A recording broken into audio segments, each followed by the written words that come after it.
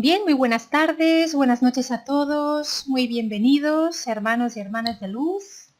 Feliz miércoles, muchas bendiciones para todos y seguimos con el budismo y hoy vamos a ver un poquito las 4 nobles verdades y más temas también. Así que vamos a comenzar la clase. Bien, vamos a ver los 3 caminos del Dharma.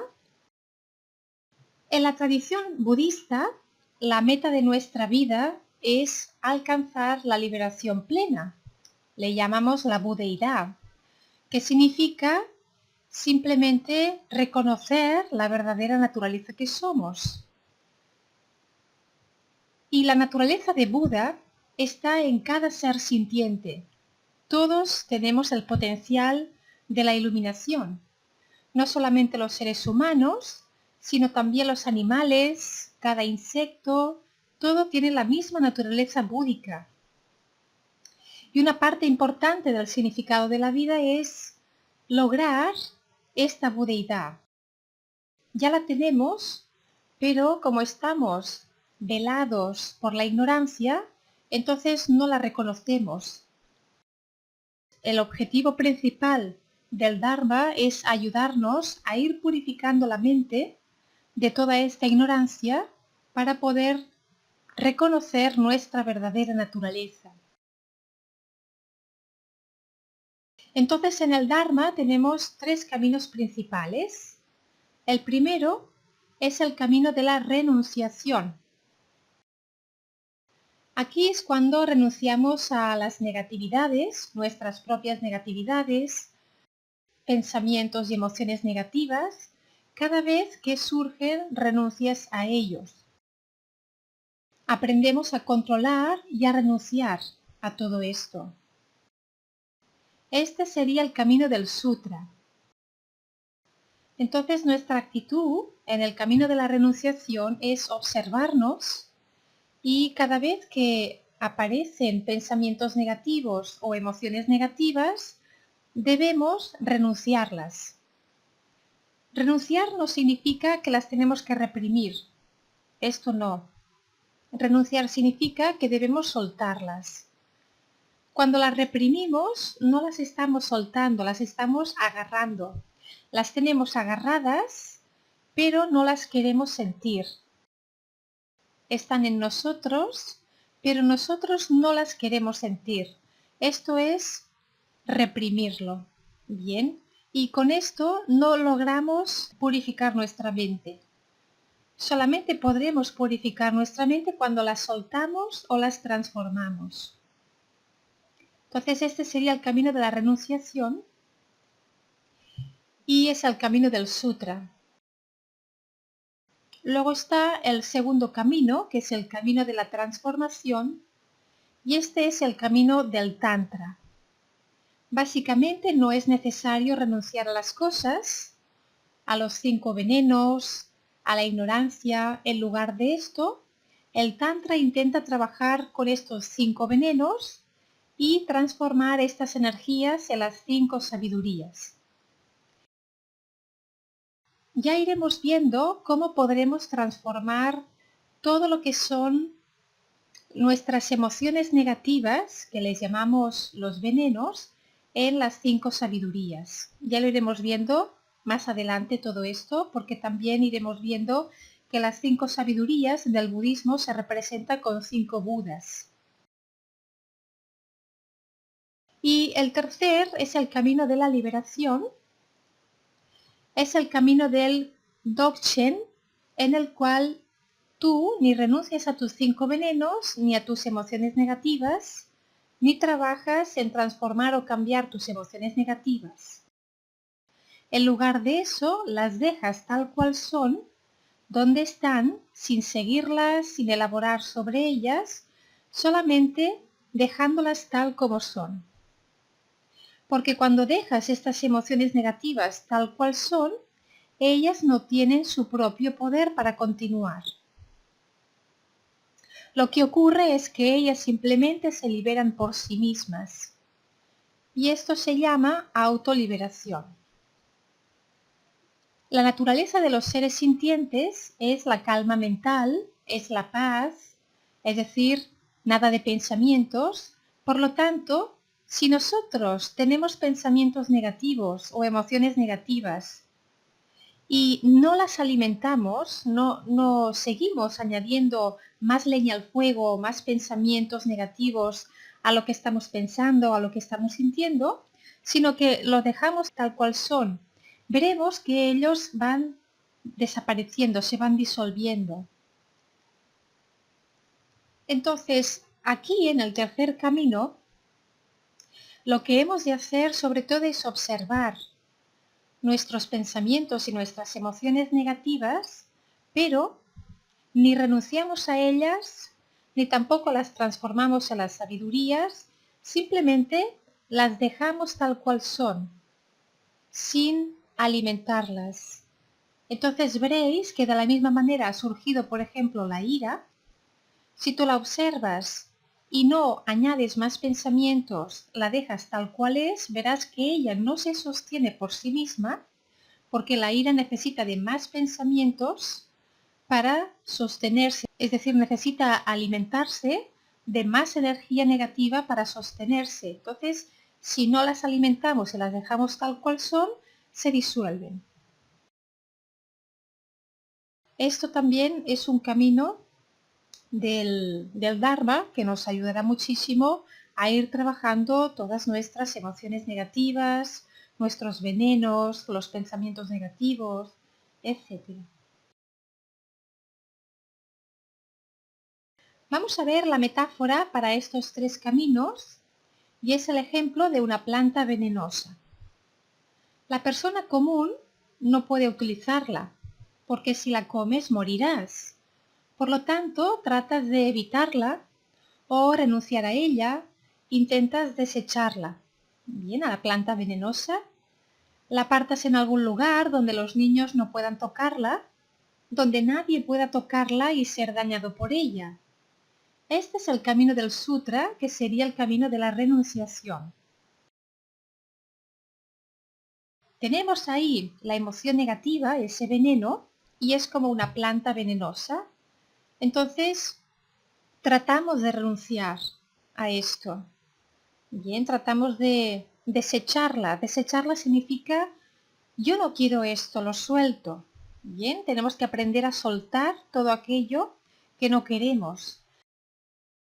De la misma manera en como nosotros tiramos los desechos que no necesitamos, los tiramos a la basura, pues nuestras emociones negativas también hay que tirarlas a la basura. Hay que renunciar a ellas, es decir, yo no quiero esto, por tanto lo suelto, lo tiro. Luego, en el segundo camino, el camino de la transformación, un doctor, sin embargo, ¿qué es un doctor? Es alguien con la habilidad y el conocimiento para transformar una planta venenosa.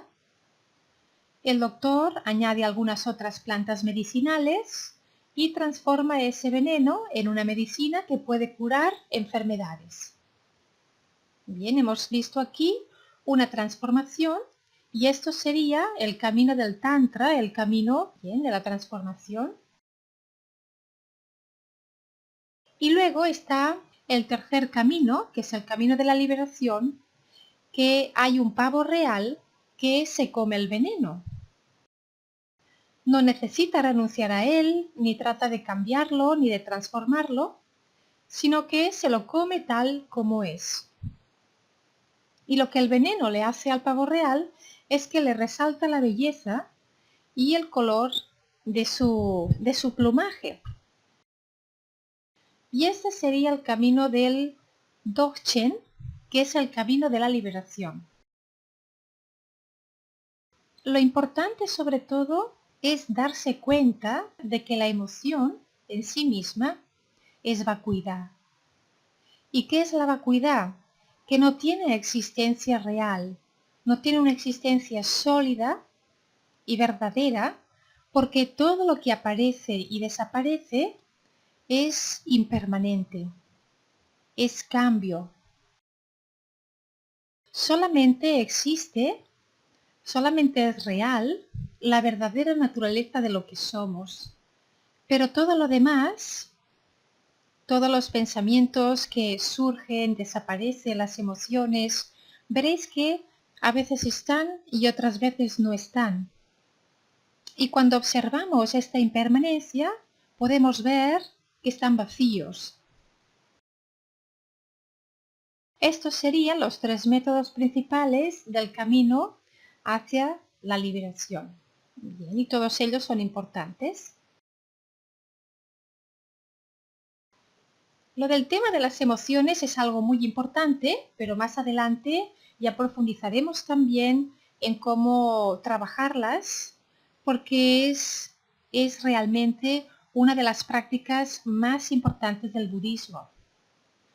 El camino del Dharma se basa principalmente en esto, en ir purificando todos nuestros venenos para que poquito a poco vayamos soltando y vayamos transformando todo esto y podamos ir teniendo una mente cada vez más clara, más pura.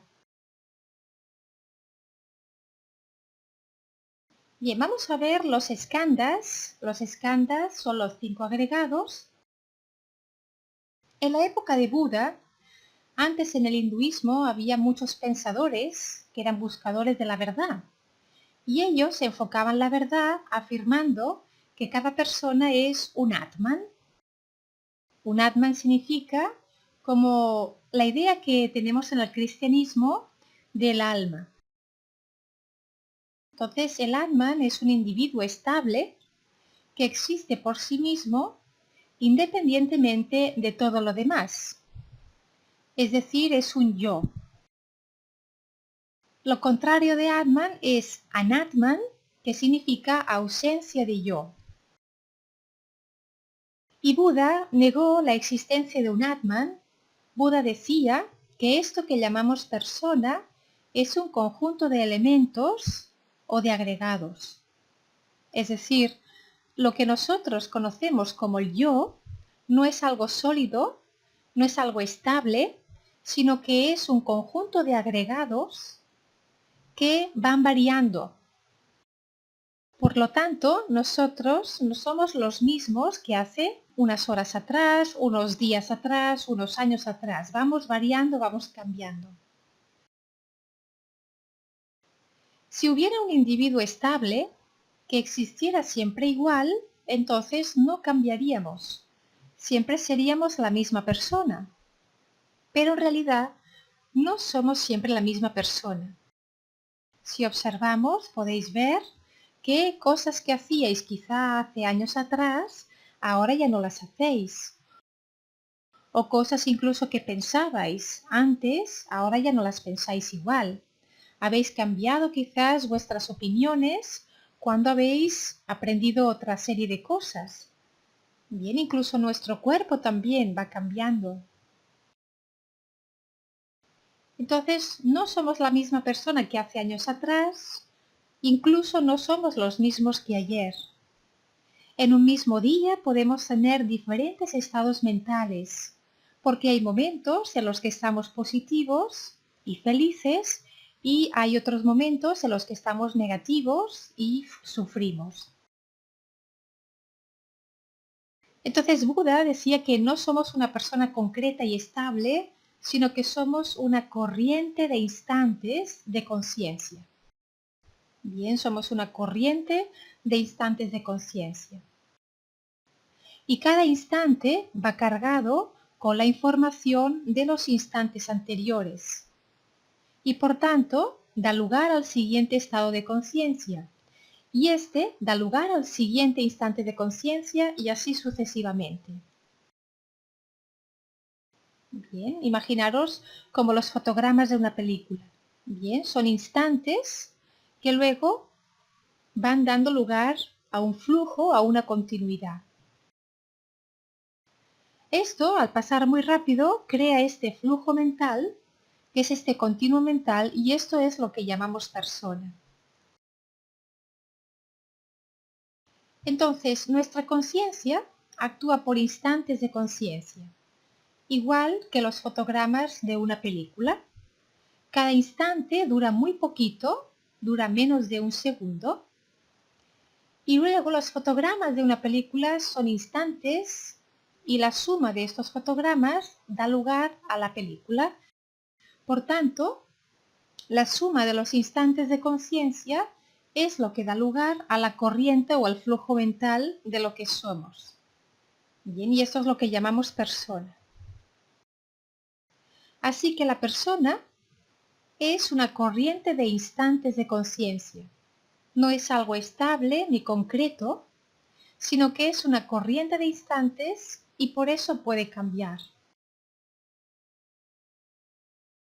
Así que Buda negó la existencia del Atman, del hinduismo, y explicó que lo que realmente somos son 5 agregados.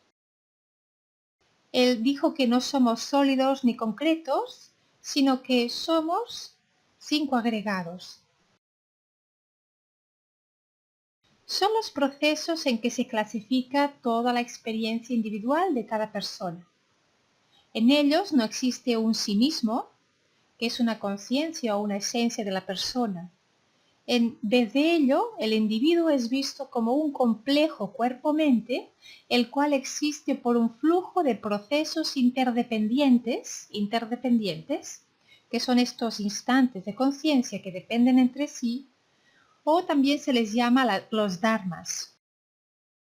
Bien, no es el dharma de la enseñanza, sino que el dharma, que tiene varias traducciones, en este caso serían las unidades básicas de un fenómeno, que no deben confundirse con las enseñanzas del dharma. Por tanto, aquí son las unidades básicas de un fenómeno, que serían estos agregados.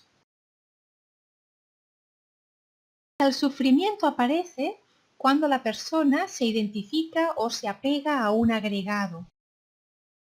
Por lo tanto, el sufrimiento se extinguirá al deshacer estos apegos a los agregados. Estos 5 agregados de aquí son el agregado del cuerpo, el agregado de las sensaciones, el agregado de las percepciones, el agregado de los estados mentales o formaciones mentales y el agregado de la conciencia. Si nosotros nos apegamos al cuerpo, entonces ¿qué sucede? Que hay sufrimiento. ¿Cómo podemos disolver este sufrimiento? Pues en este caso sería deshacer nuestro apego al cuerpo. La libertad espiritual se alcanza al penetrar profundamente la naturaleza vacía de todos los agregados. Cuando nos damos cuenta que estos agregados también están vacíos de realidad.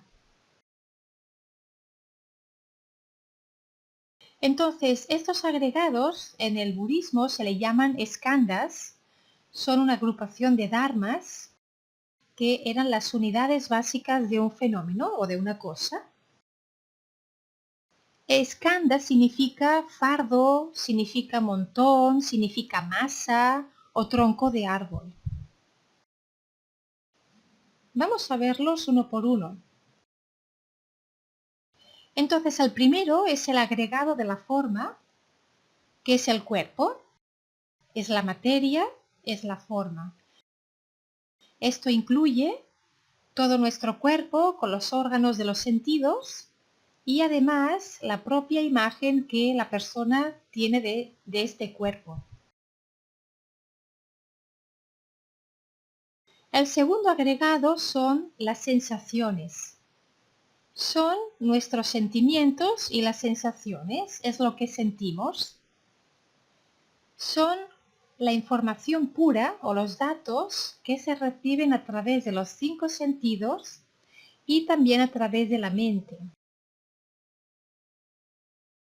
Cada vez que nosotros percibimos el mundo de allá afuera a través de nuestros 5 sentidos, tenemos unas sensaciones. Si por ejemplo olemos una flor, vamos a tener una sensación agradable, porque va a ser un olor muy agradable. Pero si olemos excrementos, ¿cómo va a ser nuestra sensación? Va a ser desagradable.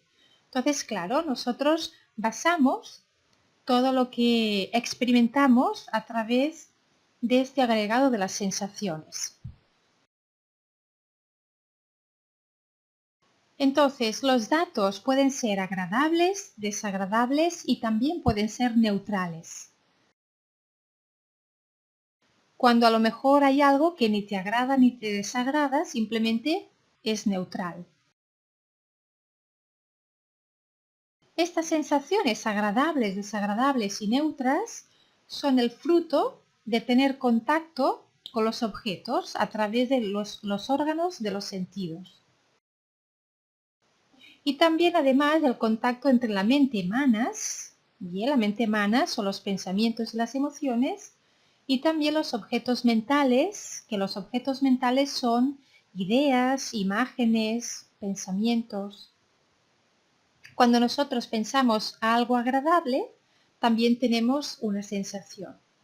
Si por ejemplo decimos, oh, qué bien, ahora viene el verano y vamos a ir a la playa y podremos descansar y tener vacaciones, estamos teniendo ideas y tenemos sensaciones agradables. Pero si pensamos, ay, es que tenemos que ir a trabajar y estar todo el día ahí encerrados trabajando, qué pesado, entonces ahí también tenemos sensaciones pero desagradables. Luego está el tercer agregado, que es el agregado de las percepciones. Son las percepciones, es lo que percibimos, es cómo percibimos las cosas. Serían los pensamientos que nosotros nos hacemos al percibir las cosas. No es lo mismo que las sensaciones. Fijaros que las sensaciones es un sentimiento. Bien, yo huelo esta flor y tengo un sentimiento muy agradable. En cambio, las percepciones es cómo yo estoy percibiendo esa cosa, pero la estoy percibiendo en función de mi estado mental. Entonces es el registro que se hace de los estímulos sensoriales puros que nosotros convertimos en objetos reconocibles y distinguibles. Bien, los pensamientos y las ideas también se consideran objetos. Entonces, estas percepciones, nosotros, cuando estamos simplemente percibiendo la vida, percibiendo las cosas, las interpretamos en función de una serie de información que ya tenemos en nuestra mente. No vemos las cosas tal como son, sino que las percibimos en función de lo que ya hemos experimentado en el pasado. Por eso cada persona percibe la vida de una manera distinta, de una manera única y diferente. Y por eso todos somos diferentes. Una persona que vive, por ejemplo, en Europa y tiene una cultura europea y claro, se ha educado con este tipo de cultura, pues no va a tener las mismas percepciones que una persona que vive en África y que se ha educado y ha vivido con la cultura africana. Bien, ellos tendrán unas costumbres diferentes a las europeas y claro, vamos a percibir las cosas diferentes. Entonces, lo que para uno puede ser algo normal, para otra persona puede ser algo desagradable o algo muy agradable. Bien, por ejemplo, en África a lo mejor hay personas o tribus que van desnudos, bien, o a lo mejor se pintan mucho la cara y para ellos esto es una percepción agradable, es normal. Pero quizás en otro país vestir así o ir maquillado con estas pinturas a lo mejor es algo un poquito desagradable. Bien, cada uno percibe las cosas en función de lo que ha vivido y de lo que ha experimentado.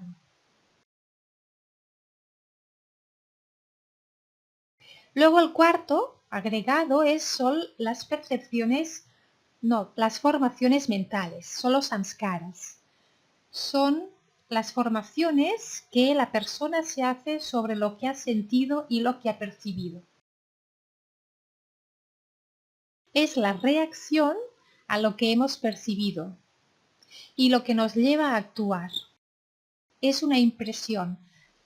El samskara normalmente es cuando yo estoy percibiendo algo de allá afuera, lo estoy percibiendo a mi manera, según lo que yo he vivido en mi pasado, y eso me crea un impulso a actuar. Entonces, estos serían las formaciones mentales o formaciones kármicas, también le llamamos en el budismo, que serían toda aquella información que hemos ido percibiendo y hemos ido añadiendo a nuestra mente, que luego tendremos las tendencias de actuar sobre aquella manera. Bien, es un impulso de la voluntad y es la construcción de la representación o de la experiencia subjetiva del objeto percibido. Entonces, el cuarto agregado, que son las formaciones mentales o formaciones kármicas, esto es lo que nos lleva a crear karma. Y por último tenemos la conciencia, que es nuestra conciencia. Y en el budismo hay 8 conciencias, que ya las veremos más adelante. Entonces, la conciencia es un acto de atención o respuesta de la mente en el que el conocimiento del objeto se hace consciente en nosotros. Cuando nosotros estamos oliendo la flor, ahí hay conciencia de que estamos oliendo la flor. La conciencia desaparece y resurge cambiada de un instante a otro y actúa de manera discriminatoria y parcial, ya que existe un aferramiento a lo percibido como deseable, un rechazo contra lo no deseable o una indiferencia en contra lo que es neutral.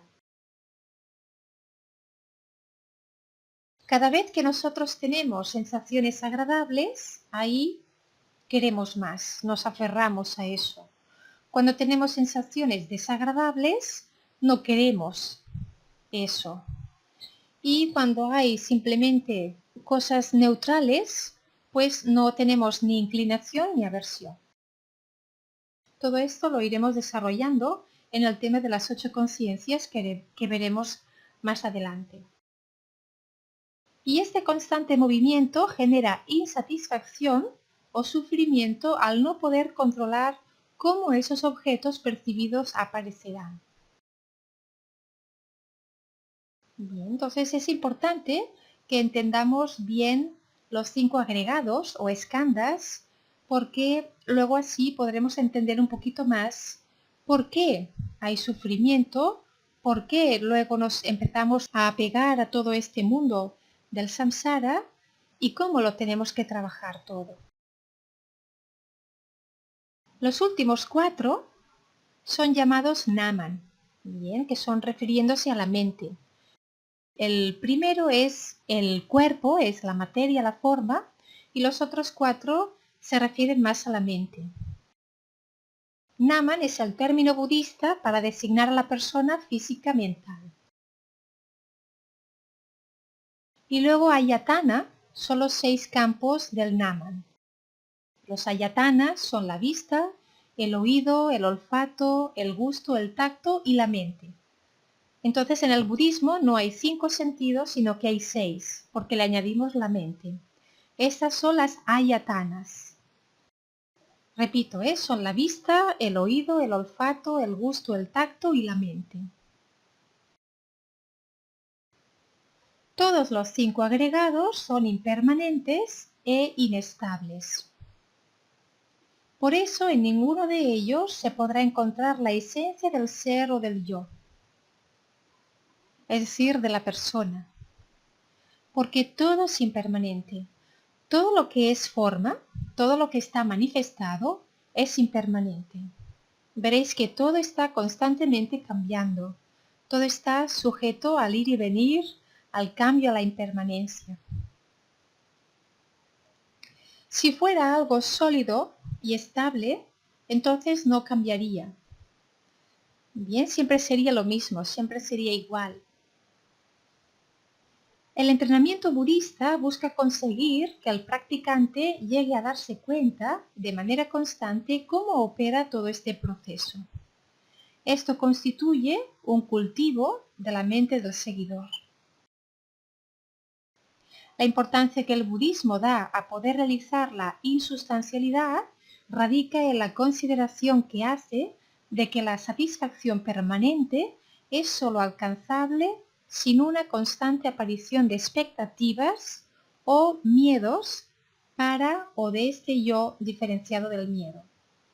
Es decir, si nosotros tenemos expectativas que son esperanzas, deseos, yo deseo esto, yo espero, tengo esta expectativa, o miedos, si tenemos miedos, ¿qué estamos haciendo?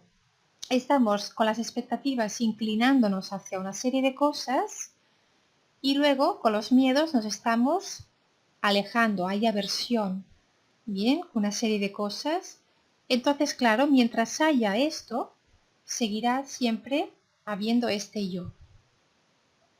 Porque el yo siempre es el que tiene inclinación hacia lo que le gusta y aversión hacia lo que no le gusta. Y esto es lo que nos hace siempre estar en el samsara. Bien, hay un sutra, el sutra Skanda, que dice así.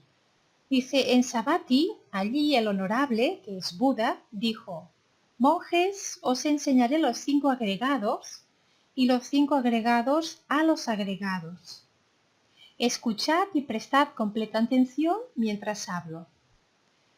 Y los monjes respondieron, como digas, Señor.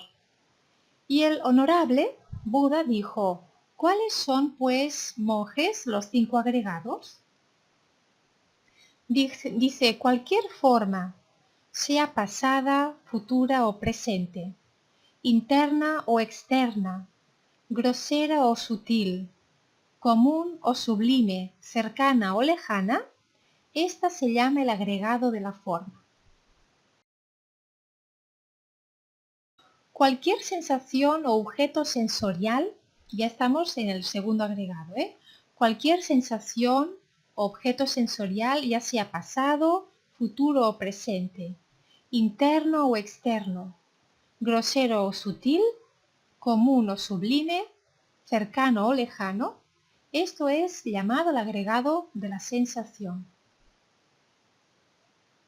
El tercero, cualquier percepción, sea pasada, futura o presente, interna o externa, grosera o sutil, común o sublime, cercana o lejana, esta se llama el agregado de la percepción. Luego, cualquier formación mental, sea pasada, futura o presente, interna o externa, grosera o sutil, común o sublime, cercana o lejana, esta se llama el agregado formación, bien, las formaciones mentales. Y cualquier conciencia, sea pasada, futura o presente, interna o externa, grosera o sutil, común o sublime, cercana o lejana, esta se llama el agregado conciencia. El agregado conciencia, os preguntaréis, ¿por qué es un agregado, no? Si la conciencia realmente es la verdad de lo que somos. Para el budismo, la conciencia no es la verdad de lo que somos. Para el budismo, la conciencia forma parte del ego, bien, forma parte de lo que se agrega a lo que ya somos. Entonces, para el budismo, la verdad de lo que somos le llaman la verdadera naturaleza de la mente. Veréis que ellos siempre hablan de la mente, pero como la mente tiene varios estados, aquí el estado de conciencia no es el estado de la sabiduría primordial, sino que es el estado de una mente que tiene impurezas, una mente que todavía no es pura. Entonces seguimos con este sutra de Buda. Dice, ¿y cuáles son los llamados apegos a los 5 agregados? Dice Buda, cualquier forma, pasada, futura o presente, interna o externa, grosera o sutil, común o sublime, cercana o lejana, que sea susceptible de apego, que te ofrezca seguridad y sea acompañada de elaboración mental, esto se llama el apego al agregado formal del cuerpo, es decir, el deseo. Cualquier forma que sea susceptible de apego, que ofrezca seguridad y sea acompañada de elaboración mental, esto es el apego al agregado de la forma, que es el cuerpo. Y este sería el deseo. En el segundo, cualquier sensación u objeto sensorial, pasado, futuro, presente, interno o externo, grosero o sutil, común o sublime, cercano o lejano, que sea susceptible de apego, ofrezca seguridad y sea acompañada de elaboración mental, esto es llamado el apego del agregado sensorial. Bien, así que los apegos son estos mismos agregados, pero los cuales nosotros nos aferramos a ellos. Bien, porque dice que sea susceptible de apego, que te ofrezca seguridad y que sea acompañada de elaboración mental. En el tercero pasa lo mismo, en las percepciones. Cualquier percepción pasada, futura, presente, etc., interna o externa, que sea susceptible de apego, que te ofrezca seguridad y sea acompañada de elaboración mental, esto se le llama el apego del agregado percepción. En el cuarto lo mismo y en el quinto también lo mismo. Dice, estos son los apegos de los 5 agregados. Entonces, según el budismo, este yo que creemos ser, que para el hinduismo le llaman el Atman, no es algo sólido y estable. Sí lo parece, pero no, porque vamos cambiando. Entonces somos un conjunto de estos 5 agregados. Tenemos una forma, que es el cuerpo, tenemos unas sensaciones, que es lo que sentimos cuando nosotros percibimos lo externo a través de los 6 sentidos, bien, porque en el budismo añadimos la mente. Luego, en el tercero tenemos las percepciones, es decir, nosotros percibimos el mundo en función de lo que ya hemos experimentado en el pasado, en función de nuestras propias opiniones, de nuestra cultura, de nuestra educación. Luego el cuarto son las formaciones mentales, que son los samskaras, es todas esas impresiones que vamos almacenando en nuestra mente y que eso nos va a hacer actuar de una manera determinada. Por eso se le llama también a veces formaciones kármicas, porque karma significa acción. Y por último, tenemos también la conciencia, que ya hablaremos en profundidad porque según el budismo hay 8 conciencias.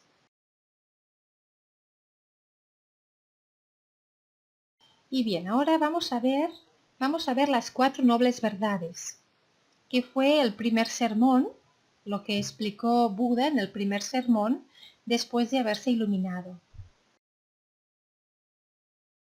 Las 4 nobles verdades es la esencia de las enseñanzas de Buda. Todo lo que él enseñó está incluido en estas 4 verdades. Fue en el momento de su iluminación, hace ya más de 2500 años, que Buda realizó estas 4 nobles verdades. Estas verdades son eternas, siempre existen, independientemente de la existencia de Buda. No son creadas por Buda, sino que él las descubrió. No hay nada capaz de ser conocido fuera de estas 4 verdades. Buda utilizó el idioma Pali para comunicar sus enseñanzas. El Pali fue el idioma de la región de Magadha, en el norte de la India, donde Buda predicó durante 45 años después de la iluminación. Después de la muerte de Buda, sus discípulos preservaron sus enseñanzas de manera oral, bien, ellos transmitían las enseñanzas de Buda oralmente durante 5 siglos. Y en el primer siglo antes de la era cristiana, las enseñanzas se registraron en hojas de palmera o hojas de palma en la isla de Sri Lanka. Esto es lo que le llamaron el canon Pali. Bien, cuando empezaron a escribir todas las enseñanzas de Buda en las hojas de palma, las recopilaron todas y les llamaron el canon Pali. Las enseñanzas que poseemos hoy en día provienen de esta transmisión sin interrupción a través de los siglos por parte de sus discípulos. Los discípulos de Buda, cuando escuchaban las enseñanzas, tenían que memorizarlas tal y como Buda las explicaba. Entonces él tenía muchos discípulos y iba de lugar en lugar, pues predicando el Dharma, predicando sus sermones, sus enseñanzas, que se llaman los sutras, y todos los discípulos, los más principales, tenían que ir memorizándolas, tenían que ir repitiendo frase por frase para ir memorizando todo, y luego ellos quedaban entre sí y miraban a ver si realmente las habían memorizado bien. La verdad en el budismo no necesariamente debe ser algo sublime, bueno o noble. Por ejemplo, el deseo, el enojo, el odio, algunos de los estados mentales también son verdades de acuerdo con las enseñanzas de Buda. Buda fue el primero que descubrió estas 4 verdades y las reveló al mundo. Y la realización de estas verdades nos conduce al estado de noble. Hace que uno sea noble. Entonces se denominan verdades, nobles verdades, porque son hechos reales e inalterables. Son verdades porque es real y es inalterable. Y también se denominan nobles porque a pesar de que fueron descubiertas por Buda, que era una noble persona, la realización de estas verdades nos conduce al estado de noble. Vamos a verlas una por una. Pues la primera noble verdad es la verdad del sufrimiento, que es dukkha. Esta primera noble verdad nos dice que la naturaleza de la vida es sufrimiento. En el primer discurso, después de su iluminación, Buda dijo lo siguiente con relación a esta primera verdad. Dijo, esta, oh monjes, es la noble verdad del sufrimiento. El nacimiento es sufrimiento, la vejez es sufrimiento, la enfermedad es sufrimiento, la muerte es sufrimiento. Asociarse con lo que no se desea es sufrimiento. Separarse de lo que se desea es sufrimiento. No alcanzar lo que se desea es sufrimiento. En breve, los 5 agregados de la adherencia son sufrimiento. Los 5 agregados son los skandhas que hemos visto hace unos minutos. Entonces, vamos a explicar un poquito este primer sermón. Bien, entonces el nacimiento se define en el budismo como el primer momento en una existencia particular. En el caso de los seres humanos es el momento de la concepción. El nacimiento es sufrimiento debido a que es la base de todo lo que inevitablemente sigue. Le sigue la vejez, le sigue la enfermedad, la muerte y todas las experiencias que tenemos, desagradables, etc. Que la vejez es sufrimiento no es difícil de entender. Cuando envejecemos, nuestras facultades empiezan a declinar, somos más proclives a las enfermedades, somos menos independientes, más vulnerables, etc. Entonces, también la enfermedad es sufrimiento.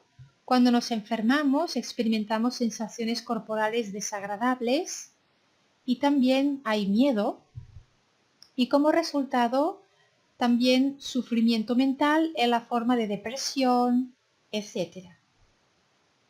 Y morir también es sufrimiento. Entonces Buda dice también que asociarse con lo que no se quiere, con lo que no queremos, es sufrimiento. Si nos asociamos con personas o cosas que son desagradables, sufrimos. Bien, si por ejemplo vosotros tenéis en casa o en el trabajo alguna persona que para vosotros es desagradable, pues no será muy bonito estar al lado de esa persona. No vais a sentir paz interior, vais a estar con un malestar o vais a tener pensamientos negativos o emociones negativas. Y entonces esto es sufrimiento también. Separarnos de lo que queremos también es sufrimiento. Separarnos de nuestras posesiones, de nuestras cosas, de nuestros seres queridos, familiares, amigos, compañeros, ya sea temporal o permanentemente, es sufrimiento. No alcanzar lo que deseamos es sufrimiento. Ya el deseo en sí es sufrimiento, porque cada vez que tenemos deseos no hay paz. Siempre hay una ansia y siempre hay un deseo. Yo quiero lograr esto. Y si no lo logro, sufro y me enojo.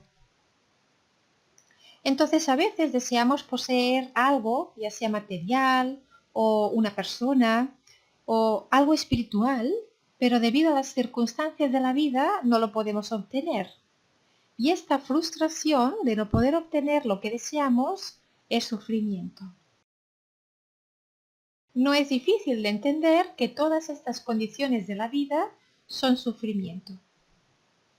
Por tanto, tenemos que es el nacimiento, la vejez, la enfermedad y la muerte, que son 4 aspectos muy importantes que causan sufrimiento, y también asociarnos con lo que no queremos, separarnos de lo que sí queremos y no lograr lo que deseamos. Y Buda finaliza la exposición de la primera noble verdad diciendo, en breve, los 5 agregados de la adherencia son sufrimiento. Estos 5 agregados son todo lo que nosotros somos, que es el agregado del cuerpo, el agregado de las sensaciones, el agregado de las percepciones, el agregado de los estados o formaciones mentales y el agregado de la conciencia. Esto también es sufrimiento. ¿Por qué es sufrimiento? Porque claro, esto es lo que conforma el ego, es lo que conforma la persona. Entonces, el cuerpo ya sabemos que muchas veces sentimos algún tipo de dolor o algún malestar o a veces nos enfermamos y hay sufrimiento. En el agregado de las sensaciones, pues a veces tenemos sensaciones muy desagradables y eso también es sufrimiento. El agregado de las percepciones, cuando percibimos las cosas de manera negativa, también sufrimos. Cuando tenemos formaciones mentales negativas, que tenemos tendencia a actuar de una manera llena de negatividad y sufrimiento. Y la conciencia también, ya lo veremos, este es un poquito más difícil de verlo hasta que no expliquemos profundamente este 5 agregado. Entonces es importante comprender que cuando Buda expone la verdad del sufrimiento, primero utiliza términos convencionales como el nacimiento, la vejez, la muerte y la enfermedad. Sin embargo, finaliza su exposición utilizando un lenguaje más filosófico, que es el lenguaje de las realidades últimas. Y es esta dimensión del término dukkha la que es más difícil de comprender y de aceptar. Esto es así porque para ello es necesaria una profunda experiencia, sabiduría acerca de la naturaleza de los fenómenos. Solo cuando uno ha experimentado los fenómenos de acuerdo con su naturaleza real, es posible concluir que los 5 agregados de la adherencia son sufrimiento. Cuando hablamos de los fenómenos, en el budismo nos referimos a todas las cosas que hay en el mundo, todo lo que podemos percibir. Objetos, personas, animales también, incluso también ideas, imágenes, todo esto también. Son fenómenos. Hay fenómenos físicos y fenómenos mentales. Cuando Buda dice que los 5 agregados de la adherencia son sufrimiento, se está refiriendo al sufrimiento de lo condicionado, al sufrimiento de aquello que es el producto de causas. Los 5 agregados son producto de causas, son condicionados. Y todo aquello que es condicionado es sufrimiento. De acuerdo al budismo, todo lo condicionado está sujeto al surgir y al cesar. Entonces, todo lo que es condicionado es lo que surge y lo que también cesa. Lo que nace y muere, lo que va y viene. Todo eso es lo condicionado. Y todo esto es producto de sufrimiento. Es este continuo surgir y cesar de los 5 agregados lo que es sufrimiento. Vamos a ver la segunda noble verdad. La segunda noble verdad es el origen del sufrimiento, que es el deseo o es la sed de vivir, acompañado de todos los apegos y todas las pasiones. La causa del sufrimiento es el deseo de vivir, el deseo de experimentar, el deseo de ser alguien, el deseo de estar aquí en el mundo. Entonces Buda en el primer discurso dice con respecto a la segunda noble verdad: esta, oh monjes, es la noble verdad del origen del sufrimiento. Es el deseo que produce nuevos renacimientos, que acompañado con el placer y la pasión, encuentra siempre un nuevo deleite, ahora aquí y ahora allí. Es decir, es el deseo por los placeres sensuales, el deseo por la existencia y el deseo por la no existencia. Dice, de acuerdo con el budismo, el sufrimiento es debido al deseo y no a la disposición de un ser supremo. No sufrimos porque haya un Dios ahí que nos castiga o que nos dice, tu vida va a ser así. No, el budismo no cree en un Dios creador. El budismo siempre se basa en el karma, bien, el tema del karma. El budismo es único entre las religiones al declarar al deseo como la causa del sufrimiento. No es Dios la causa de nuestro sufrimiento, sino que es nuestro propio deseo. Deseo, ¿por qué? Por los placeres sensuales. Deseo también por los objetos de los sentidos, tales como los objetos que vemos, los objetos que escuchamos, los que olemos, los que degustamos y lo que tocamos y todo lo mental. Todo aquello que percibimos por nuestros sentidos. Todo eso es el deseo. Es el deseo por la existencia, que significa deseo por la continuación de estar viviendo aquí, renaciendo, y todo esto es el samsara. Hay un deseo de estar aquí. Este deseo es una tendencia que tenemos en la mente. El deseo por la no existencia significa deseo por la aniquilación. Es el deseo asociado con la concepción errónea de que todo termina en el momento de la muerte. El deseo, de acuerdo al budismo, es una fuerza tremenda que tiene la potencialidad de producir renacimientos una y otra vez. Y estos renacimientos son producidos debido a este deseo que los seres realizan con su karma, y cuando hay acciones acumuladas, cuando hay karma, entonces hay efectos, hay frutos. Cuando nosotros plantamos semillitas, entonces estas semillitas darán sus frutos. Nuestras acciones, tanto mentales como, todos los pensamientos, las palabras y las acciones, bien, mentales, verbales y acciones físicas, todo esto es algo que sembramos, es una semilla que sembramos. Y todas estas acciones van a tener unas consecuencias, unos resultados, y por tanto renacemos para experimentar estos resultados, que son los frutos. Y siempre y cuando exista esta acumulación de acciones, habrá renacimientos en el futuro. Por lo tanto, el origen del sufrimiento presente es el karma que realizamos en el pasado. De acuerdo con la doctrina del origen condicionado, el deseo está condicionado por la sensación agradable, desagradable o neutral. Entonces, siempre que hay deseos, es porque hay sensaciones agradables. Cuando hay sensaciones agradables, queremos poseerlas. Cuando hay sensaciones desagradables, no queremos poseerlas, también hay deseo. Y cuando hay una sensación neutral, es igual que una sensación agradable. ¿Cuál sería una sensación neutral? Caminar, por ejemplo. Cuando hay deseo, hay apego, que es una formación más intensa de deseo. ¿El apego qué es? Me agarro a esto porque lo quiero. Y si hay apego, hay karma. Entonces el apego es la causa del karma.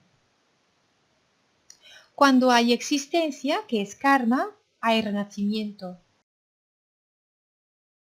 Si nosotros tenemos deseos, cuando haya algo agradable, querremos tener eso. Y cuando hay deseo de tener eso, entonces hay apego. Yo me apego a esto que quiero. Y cuando hay apego, hay karma, hay existencia.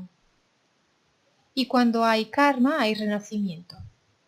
Por eso, ¿qué es lo que nos dicen siempre los grandes iluminados? Nos dicen, suelta tus apegos, observa tus deseos y suéltalos.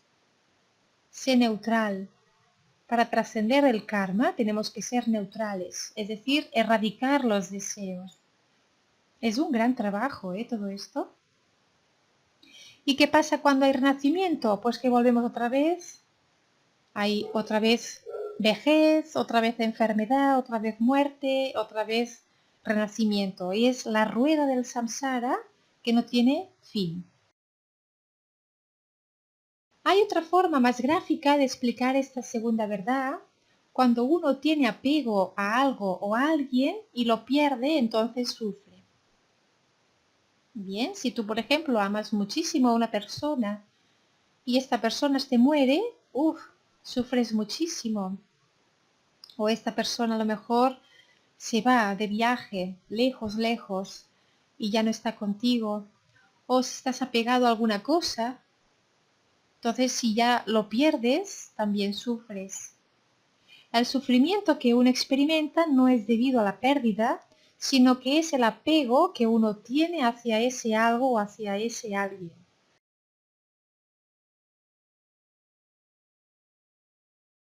Vamos por la tercera noble verdad, que es la cesación de dukkha, la cesación del sufrimiento. Y esto es alcanzando el nirvana, que es la verdad absoluta, la realidad absoluta. ¿Y qué es alcanzar el nirvana? Es realizar nuestra verdadera naturaleza.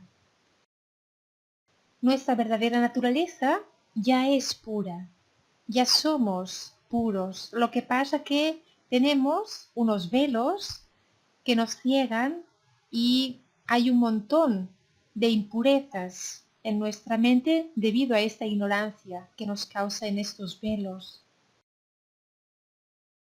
Son estas creencias que tenemos de que somos este cuerpo, de que somos esta persona, de que el mundo que experimentamos es real, queremos que todo esto siempre sea igual, que no cambie, que nada desaparezca, no queremos morir, todo esto. Estamos totalmente apegados a la existencia. Esto se le llama el aferramiento propio. Es el apego a la existencia del yo. La cesación del sufrimiento, estamos en la tercera noble verdad, es la erradicación de las impurezas mentales. Esta frase es muy importante. Podemos dejar de sufrir cuando erradicamos todas nuestras impurezas mentales. Las impurezas mentales es la ignorancia. Es todos estos deseos, todos estos aferramientos, apegos, toda esta creencia de que somos un yo, todas nuestras emociones negativas, que son los venenos, se le llaman las kleshas. Hemos de ir purificando nuestra mente poco a poco a lo largo de nuestra vida para poder llegar al nirvana.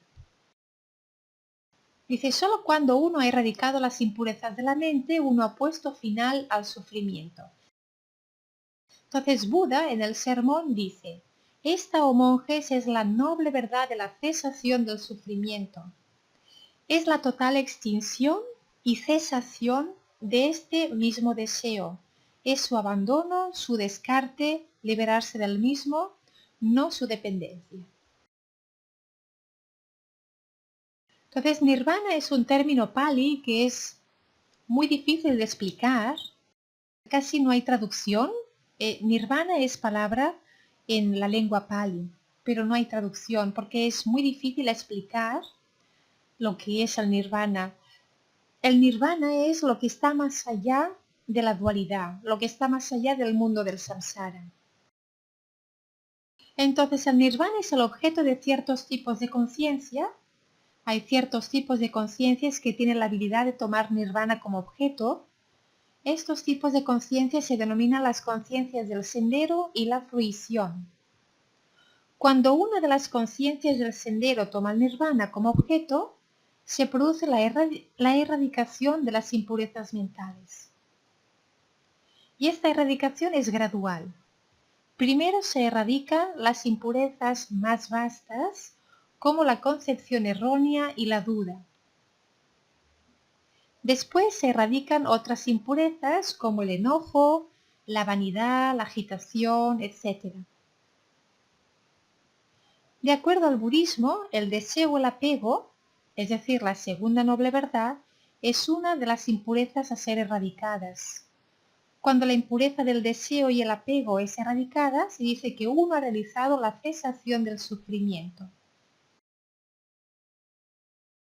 Así que lo que tenemos que trabajar es la segunda noble verdad. Y la manera en cómo la vamos a trabajar nos la explica en la cuarta noble verdad. Ahora la veremos.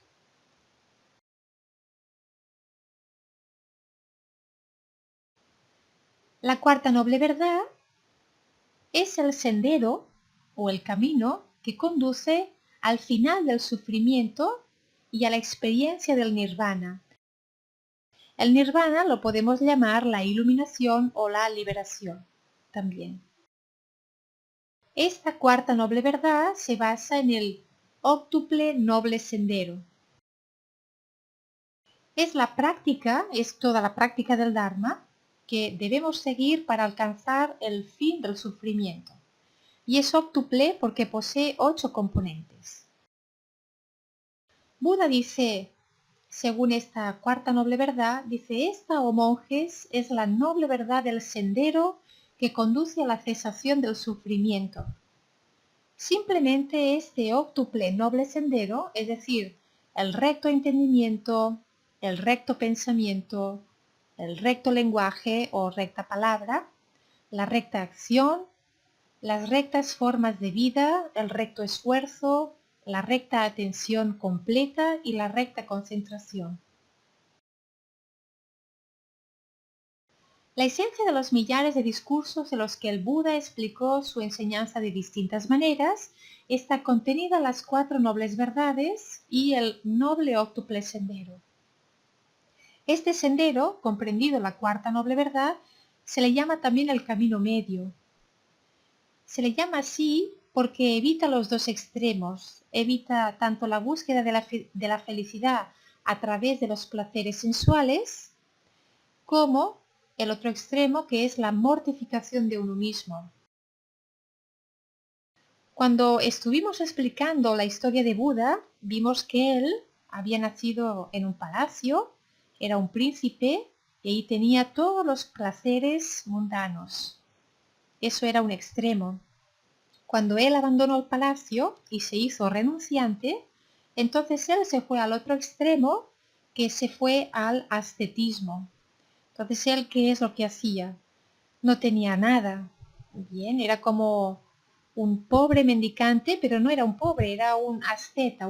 Había renunciado a todas sus posesiones, a todo lo que podía darle algún tipo de placer. Incluso había dejado de comer, dejado de beber. Se debilitó muchísimo, se adelgazó muchísimo, estuvo casi a punto de morir. Y entonces ahí él comprendió que ni una cosa ni la otra, que los dos extremos no son buenos, que hay que buscar el camino medio. Ahora podréis entender por qué las personas que realmente se toman el camino budista como algo muy importante, se rapan el cabello y van con ese ropaje budista. Entonces ellos lo que hacen que es, toman el ejemplo de Buda y dicen, bien, yo renuncio a todo lo material, a todo lo del mundo mundano, porque lo que más me importa es aprovechar mi vida y todo el tiempo en lograr totalmente erradicar las impurezas mentales, que son la causa de mi sufrimiento y la causa de mis renacimientos. Si erradicamos todas las impurezas mentales, entonces podremos lograr el nirvana y seremos libres y ya no renaceremos más en el samsara. El noble octuple sendero consta de 8 factores que son: tenemos la recta visión, es ver las cosas de una manera recta, sin percepciones erróneas, es decir, sin nosotros tener una percepción diferente de lo que estamos viendo. Tener la visión totalmente clara y recta de lo que estamos viendo. Luego, un recto pensamiento. Recto pensamiento siempre es tener pensamientos puros, no pensamientos impuros. Si tenemos pensamientos negativos e impuros, ahí no estamos teniendo un recto pensamiento. Después de la recta visión, porque es la recta manera en cómo yo veo el mundo y los rectos pensamientos que tengo, pues lógicamente están las rectas palabras. Lo que yo veo del mundo es lo que yo pienso del mundo, es lo que yo hablaré del mundo. No tener palabras ofensivas. Luego las acciones. Tener acciones positivas, virtuosas, bondadosas, que ayuden a los demás, que no les generen sufrimiento. Luego tener los rectos medios de vida. Tener nosotros una manera de vivir que sea recta. Es decir, no robar, no cometer cosas que puedan causar sufrimiento a otros. Son unos rectos medios de vida que también nos ayudan a poder ir soltando y purificando las impurezas de la mente. Luego está el recto esfuerzo. Claro, tenemos que tener una motivación, un esfuerzo, una recta atención y una recta concentración. Ahora los veremos un poquito. Estos 8 factores no son separados y deben desarrollarse simultáneamente, ya que todos ellos están estrechamente relacionados entre sí y cada uno contribuye al cultivo de los otros. Es muy importante, por ejemplo, si ya el primero, que es la recta visión, ya estamos percibiendo algo que está allá afuera y lo estamos percibiendo de una manera negativa, entonces todo lo otro ya se va al traste, porque claro, si ya no tenemos una recta visión, pues nuestros pensamientos tampoco van a ser rectos. Y nuestras palabras tampoco, y nuestras acciones tampoco. Entonces, claro, hemos de cultivar una recta visión. Vamos a explicar un poquito esto. La finalidad de todo esto es el desarrollo y el perfeccionamiento de los 3 principios capitales del adiestramiento mental y las disciplinas budistas. El adiestramiento mental es muy importante en el camino del Dharma porque nos ayuda a adiestrar nuestra mente, que es lo que necesitamos, de todas estas ignorancias, de todos estos pensamientos, palabras y actitudes que tenemos negativas, de todos los condicionamientos, de todo lo que nosotros hemos experimentado y hemos tenido impresiones negativas. Entonces, vamos a ver que los dos primeros, la recta visión y el recto pensamiento, están relacionados con la sabiduría. La sabiduría implica la recta visión y el recto pensamiento. La recta visión es la comprensión de las 4 nobles verdades. Es la comprensión de la ley de causalidad y es la comprensión de la impermanencia. Cuando nosotros comprendemos las 4 nobles verdades, comprendemos también la ley del karma y comprendemos la impermanencia de las cosas, ahí es cuando podemos desarrollar la recta visión. Luego está el recto pensamiento. Es pensar con desapego, pensar con amor, pensar con sabiduría, pensar sin violencia, sin agresividad.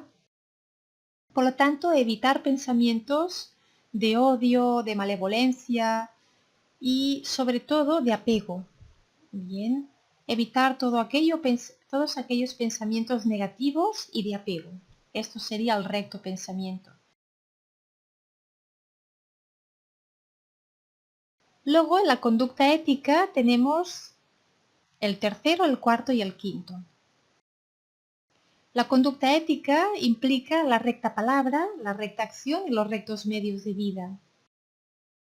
Esta conducta ética está basada en la vasta concepción del amor universal y la compasión hacia todos los seres vivientes que constituyen el fundamento de la enseñanza del Buda. La recta palabra es abstenerse de emplear formas de lenguaje erróneas y perniciosas, de hablar negligentemente, de mentir, de de calumniar o dañar a otros y cultivar las palabras benévolas, agradables, dulces, amistosas, útiles y significativas. Luego está la recta acción, es cultivar una conducta moral pacífica y honorable, absteniéndose de matar, de robar, de tener relaciones sexuales ilegítimas y llevar a cabo tratos deshonestos. Un ejemplo de todo esto es sobre todo el deseo sexual. Nuestro cuerpo humano es un cuerpo animal, es un mamífero. Cuando nosotros tenemos ignorancia, solamente estamos atrapados por nuestros placeres animales, placeres sensoriales de nuestro cuerpo animal. No utilizamos nuestra conciencia, no utilizamos lo que es el intelecto. Entonces, ¿qué es lo que pasa? Que muchas veces en el tema sexual, en el tema de las parejas, pues hay muchas infidelidades, hay deseos hacia otra persona cuando tú ya estás teniendo tu pareja. Hay también mentiras entre medio o engaños y todo eso causa muchísimo sufrimiento. Entonces hemos de observar toda esta ignorancia y darnos cuenta de que cuando nosotros estamos atrapados por los deseos y los placeres sensoriales, que es de este cuerpo animal, entonces cometemos acciones que generan mucho dolor. No solamente para los demás, también para nosotros mismos. Porque si estamos con una pareja, un matrimonio, y ahora hemos tenido un contacto con una persona y nos ha despertado aquí un deseo sexual por esta persona increíble. Entonces hacemos todo lo posible para conocer a esta persona. Y logramos conocerla, y logramos seducirla, y luego perdemos la cabeza por esta persona y cometemos adulterio. Y tenemos familia, no solamente tenemos pareja y también tenemos hijos. Entonces, ¿qué pasa? Que si nuestra pareja se enterara de todo lo que hemos generado, Ahí, ¿qué es lo que pasaría? Seguramente habría un divorcio. Entonces no solamente estamos generando sufrimiento para la pareja, también estamos generando sufrimiento para nuestros propios hijos. Y estos hijos van a tener un trauma para el resto de su vida. Van a tener un dolor emocional súper grande.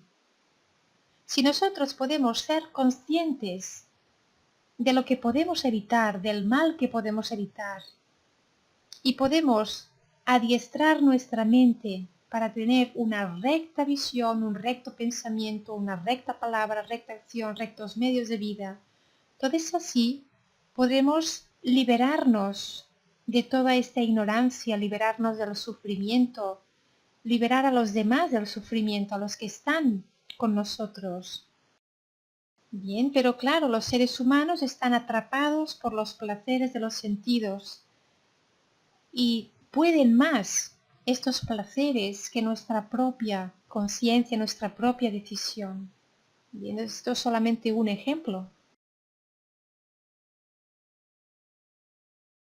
Luego están los rectos medios de vida, que es ganarse la vida de una manera honorable, de una manera irreprochable e inofensiva, evitando cualquier profesión que pueda ser nociva de alguna manera para otros seres vivientes.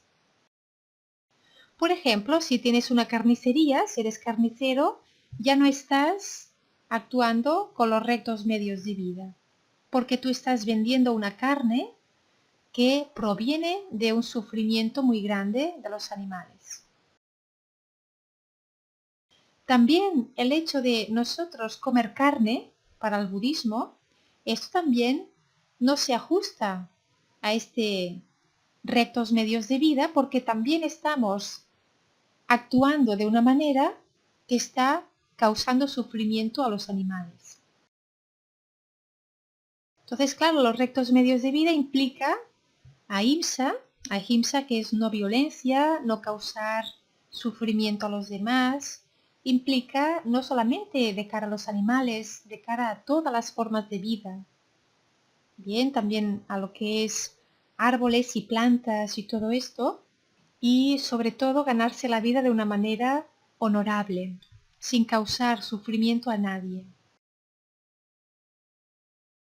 Y luego, por último, tenemos la disciplina mental. Hemos visto la sabiduría, que incluía la 1 y la 2, la conducta ética, que son la 3, la 4 y la 5, y ahora tenemos la disciplina mental, que son la 6, la 7 y la 8. Y la disciplina mental incluye el recto esfuerzo, la recta atención y la recta concentración. El 6, que es el recto esfuerzo, implica los 4 siguientes esfuerzos. Impedir el surgimiento de pensamientos negativos o pensamientos malos. Apartar los pensamientos malos que ya han surgido en nuestra mente. Cultivar el surgimiento de los buenos pensamientos. Y mantener los buenos pensamientos ya surgidos, cultivar con atención el Dharma. Luego está el 7, que es la recta atención, que implica los 4 estados de atención mental. ¿Cuáles son los 4 estados de atención mental? El primero es prestar diligente atención a nuestro cuerpo.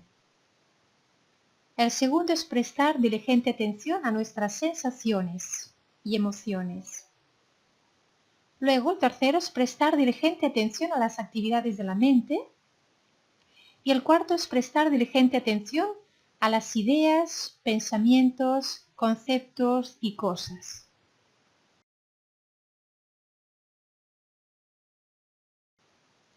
Y el octavo, que es la recta concentración, es la disciplina que nos conduce a las 4 etapas de dhyana, que es la absorción, bien, que sería la iluminación.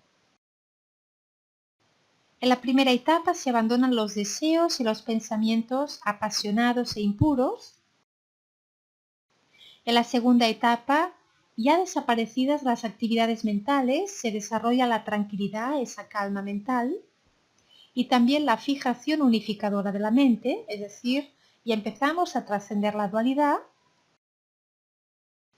En la tercera surge la ecuanimidad consciente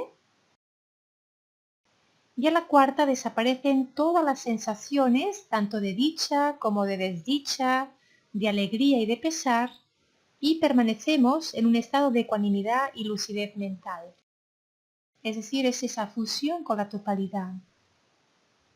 Porque el octavo es el samadhi. La recta concentración tiene que ver con el samadhi. Es cuando trascendemos la dualidad y la forma y logramos esa fusión con la totalidad, logramos ese estado de unión con el todo.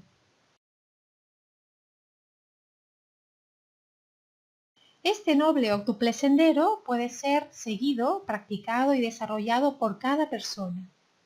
Es una disciplina corporal, verbal y mental, y se trata de un sendero que nos conduce a la aprehensión de la realidad última, al logro de la liberación, a la felicidad y a la paz, mediante el autodesarrollo moral, espiritual e intelectual.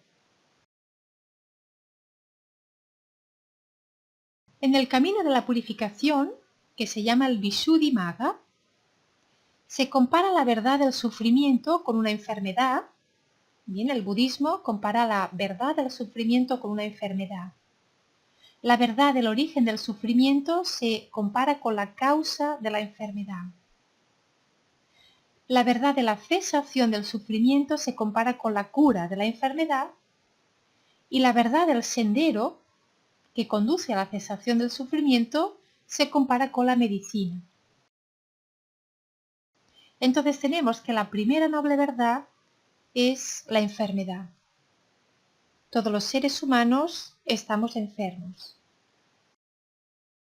La segunda noble verdad se compara con la causa de la enfermedad. Luego la tercera noble verdad se compara con la cura de la enfermedad, que existe un remedio que cura esta enfermedad. Y la cuarta noble verdad es la medicina que nos debemos tomar para curar esta enfermedad. Entonces esta medicina es el noble octuple sendero. Estas cuatro nobles verdades fue el primer sermón que dio Buda después de lograr la iluminación. Él pasó 3 semanas o bastante tiempo pensando, reflexionando en cómo iba a explicar lo que él había alcanzado.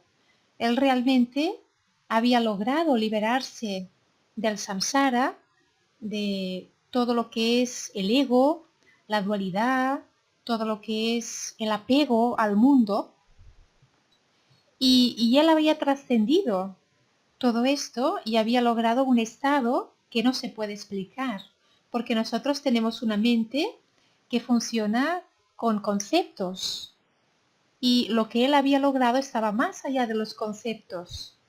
Y claro, él decía, ¿cómo van a entender todo esto? No lo van a entender. Va a ser muy difícil explicar la realidad, la verdad de lo que somos, la verdadera naturaleza de lo que somos. Entonces él reflexionó muchísimo y llegó a la conclusión de estas 4 nobles verdades, y con esto podemos entender que realmente el estado en el que estamos los seres humanos no es un estado normal, no es un estado natural. Estamos en un estado contaminado. Nuestra mente está contaminada, está engañada. Bien, y por eso sufrimos. Y entonces él vio las causas de este sufrimiento, que es este deseo y este apego, y dijo que había un fin para este sufrimiento, y luego, lo más importante, el noble octuple sendero, que es todo el adiestramiento mental y la conducta, todo lo que tenemos que trabajar en nosotros mismos para alcanzar esta liberación. Vamos a explicar un poquito el Mahamudra. La palabra Mahamudra viene del sánscrito. Maha significa gran y mudra significa gesto o sello. Por tanto, Mahamudra significa el gran sello. Y es el gran sello con el que todos los seres que tienen mente están sellados. El sello con el que estamos sellados es el sello de la sabiduría, el sello de la pureza, el sello de la realidad, el sello de la verdad, el sello de lo atemporal. Lo atemporal es lo que está más allá del tiempo. Nuestra verdadera esencia no ha empezado nunca, no termina nunca, no se contamina nunca. La verdadera esencia que somos, es decir, hagamos lo que hagamos, siempre está pura. Lo que se contamina es nuestra mente, pero no nuestra verdadera esencia. No tiene principio ni fin nuestra verdadera esencia. No tiene dualidad. Y al no tener dualidad no puede tener engaño. Bien, el engaño viene cuando hay dualidad, cuando hay un yo, cuando hay una creencia en que yo soy algo y estoy separado del resto. Entonces, llegar al Mahamudra es llegar a la no dualidad. Cuando el budismo habla del Mahamudra, habla también del Nirvana. Bien, es otra manera de expresarse para hablar un poquito de la liberación. Dice llegar a la esencia de todo. Ser un yo separado e individual es muy doloroso porque estás solo, te sientes solo y el mundo externo o está contigo o está contra ti. Y tú siempre estás buscando lo que está contigo y estás huyendo de lo que está contra ti. Entonces, claro, ser un yo es constantemente un estado de agotamiento porque estamos normalmente siempre motivados por nuestros deseos a conseguir esto, a conseguir lo otro, a esforzarme para lograrlo, para que los otros vean que he logrado esto y me acepten y me aplaudan o me reconozcan, o huyendo y rechazando todo aquello que me causa dolor, desagrado, que me causa aversión. Entonces el estado de unión con el todo es el estado de la felicidad total. Y para llegar a este estado de unión con el todo, la meditación Mahamudra nos ayuda muchísimo.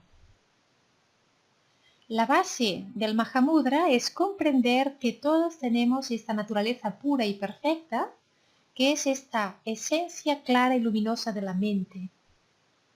Pero que aunque no la veamos, hay un camino, que es el camino del Mahamudra, para llegar a ella. Y hay un resultado final que es experimentar y convertirnos totalmente en el Mahamudra. Es decir, ser conscientes y reconocer esta verdadera naturaleza pura y perfecta que somos. Entonces, el Mahamudra se basa mucho en la meditación. Por una parte, hemos explicado hoy las 4 nobles verdades, que era todo el camino del Dharma, las enseñanzas que enseñó Buda, el noble octuple sendero, que esto es trabajarnos nuestra mente para ir purificándola, para ir erradicando todos estos engaños y estas impurezas. Y la meditación nos va a ayudar muchísimo también, porque la meditación nos ayuda a calmar esta mente, nos ayuda a observar nuestros pensamientos, nuestras emociones, nos ayuda a soltar este apego que tenemos hacia las cosas, hacia los fenómenos del mundo. Entonces, la renuncia significa tener la determinación de ser libre. Cuando uno tiene la determinación de ser libre, es que tiene la renuncia. Y a pesar de que tenga su casa llena de electrodomésticos, de ropa, de objetos, uno ya tiene la renuncia, porque él tiene la determinación de querer lograr la libertad. Entonces no se aferra a sus cosas. Tenemos que entender que la causa de nuestra miseria es el deseo y el apego, pero podemos vivir, porque los budas lo hacen, es decir, todos los monjes budistas lo hacen, podemos vivir con nuestras cosas, lo mínimo que necesitamos para poder cubrir nuestras necesidades, pero con una actitud de renuncia. Es decir, no estoy apegado a esto, sino que simplemente comprendo que necesito esto para mantener mi cuerpo en vida. Necesito una cama, Para descansar necesito una cocina para cocinar mis alimentos, necesito una lavadora para lavar la ropa, necesito electrodomésticos de cocina o de lo que sea. Tener una actitud de decir esto es importante porque me ayuda a tener más comodidad o me ayuda a tener para poder cubrir las necesidades básicas, pero no estoy aferrado a ello. Yo renuncio a ello. Yo solamente lo utilizo, pero de manera desapegada. Y la meditación Mahamudra nos puede iniciarse mediante un objeto, es decir, podemos meditar en el Mahamudra comenzando a meditar con un objeto. Por ejemplo, cogemos una piedra, que sea un objeto que no nos haga generar demasiados pensamientos. Una piedra está bien. Y nos concentramos en la piedra, bien, y así de esta manera hacemos que nuestra mente no esté tan perdida en los pensamientos. Llevamos nuestra atención a la piedra y esto nos ayudaría muchísimo a concentrarnos en un objeto, en un solo punto, para que nuestra mente no se distraiga, no se disperse. Y luego al cabo de un tiempo, cuando nuestra atención ya no se distrae tanto, ya podemos empezar a meditar observando nuestros pensamientos. Así que la meditación Mahamudra se trata de dejar todas las puertas de la mente abiertas y todo lo que vamos percibiendo lo dejamos tal y como está. No generamos juicios, no hay conceptos, no añadimos más pensamientos, simplemente lo dejamos todo tal como está. Y veremos que cuando lo dejamos todo tal como está, de la misma manera como ha aparecido, desaparece. Porque todos los pensamientos y las emociones, su naturaleza es la vacuidad, la impermanencia y la vacuidad. Ellos aparecen, pero si tú te agarras a ellos o los alimentas, todavía estarán más fuertes, pero si solamente los dejas tal como están, sin generar más juicios, más pensamientos, sin agarrarte a ellos, verás cómo se van disolviendo. Y esto es la meditación Mahamudra. Bien, entonces el Mahamudra es que podamos reconocer la verdadera naturaleza de nuestra mente. Y esta sería la clase de hoy, así que hoy hemos visto cosas muy importantes y ya podemos empezar a ponerlo en práctica y para empezar a trabajar la mente y empezar a meditar con el Mahamudra. Así que hermanos y hermanas de luz, lo dejamos aquí. Gracias a todos por haber asistido. Os deseo una muy feliz noche llena de bendiciones. Namaste a todos. Buena nuit y muchas gracias.